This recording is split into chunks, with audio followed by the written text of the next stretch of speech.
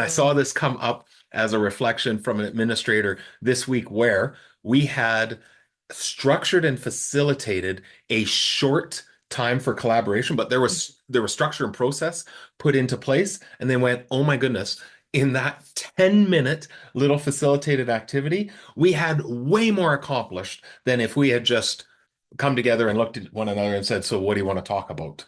And we typically talk about four types of layers, but we don't often talk about how important it is for leadership to be able to connect and be in that space for collaborating with each other Mhm. as well.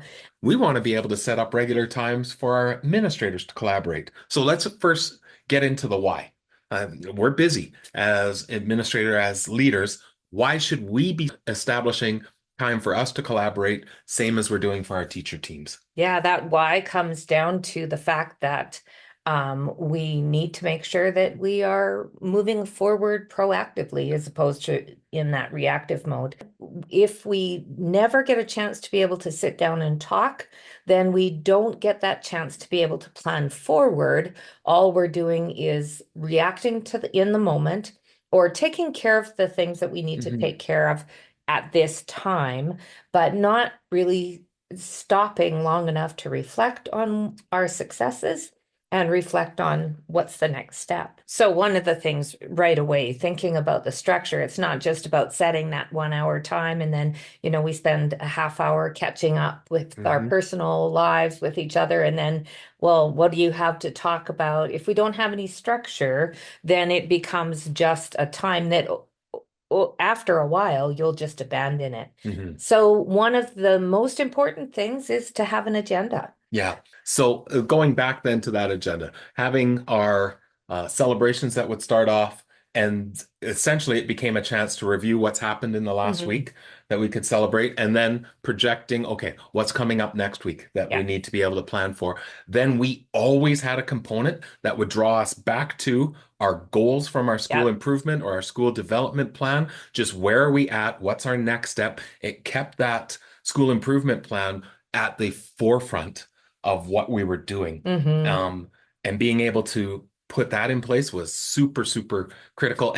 But having regular admin time Mhm. allows us to engage in a regular feedback cycle.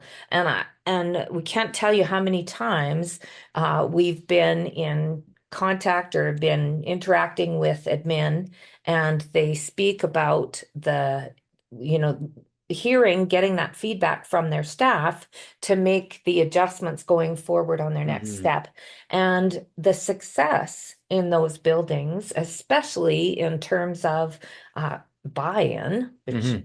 we don't usually use those words, but really successful in implementing their next steps, whatever it is, even if Mhm. it's a school improvement piece, but always being able to gather feedback from staff and then respond to that feedback. Well, that demands that you have regular time to be able to look at Absolutely. that. Well, and clearly that alignment with what you are doing as an admin team and using those structures to be able to guide your time together, Mhm. then that becomes that model for everything else we do across the school and creating that beautiful alignment for all teams, including admin, Yeah. to ensure that we understand what collaboration looks like. Establishing time for us to collaborate, same as we're doing for our teacher teams.